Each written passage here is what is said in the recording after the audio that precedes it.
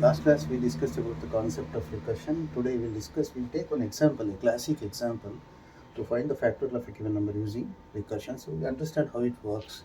Okay. To find the factorial of a given number, you have to read the number. For that, you have to find the factorial, right? For example, the number that you are going to read is n.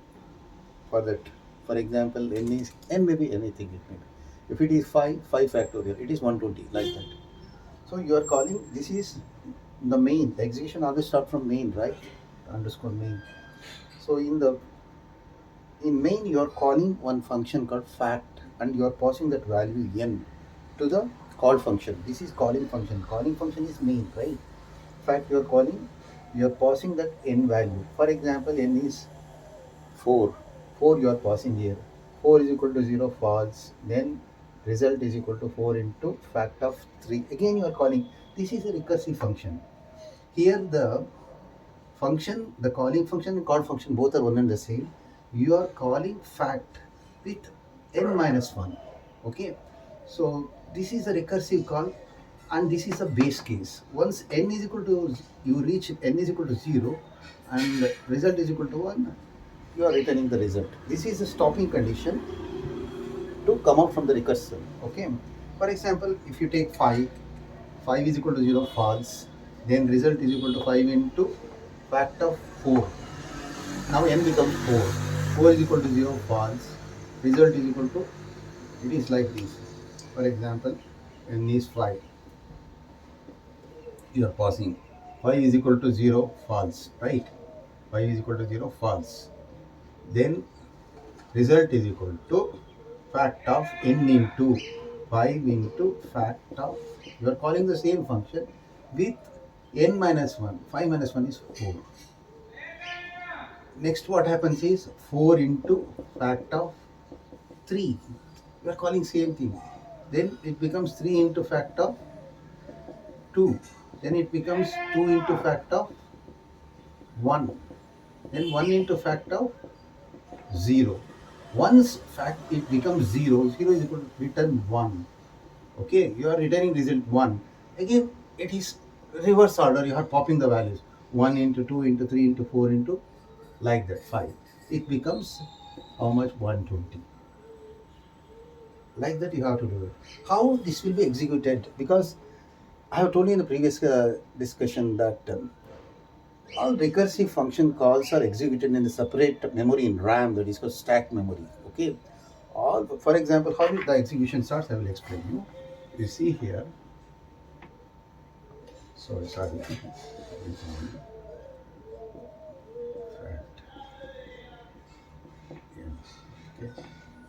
If n is equal to 0, return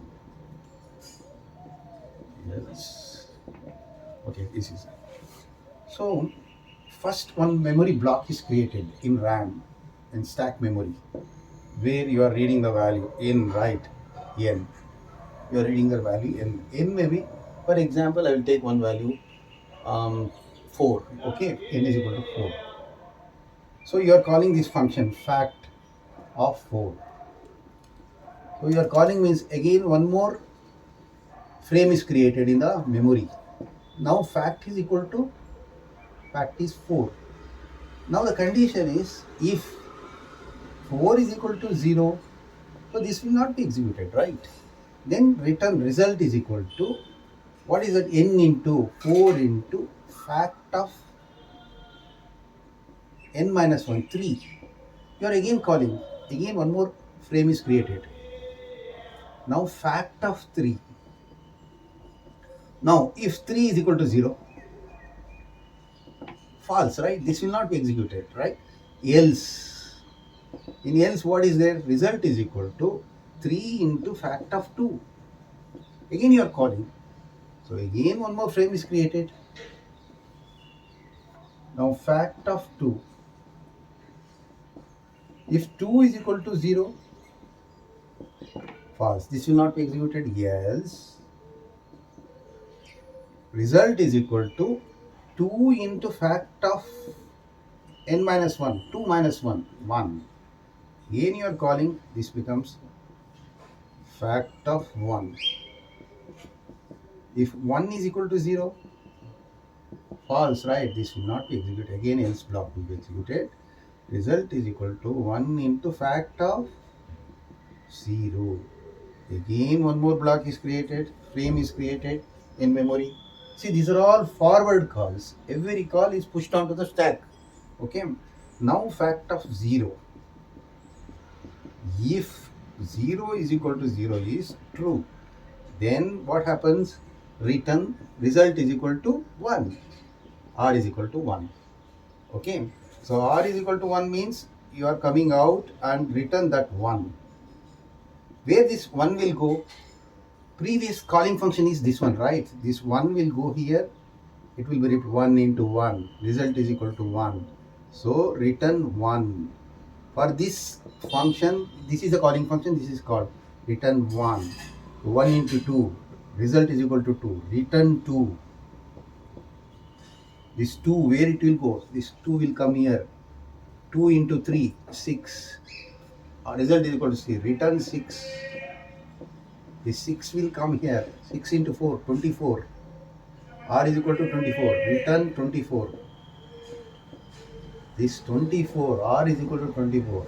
Now the finally 24 will be stored in R. Print the factorial is equal to R means 24. The factorial of 4 is 4 into 3 into 2 into 1, right? 24. So here, what?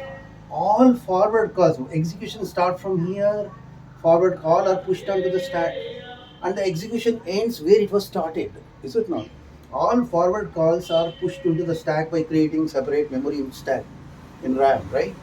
So once everything is there, it is it is executed in the reverse order, popping from the backward, and it comes like this and ends where it was started.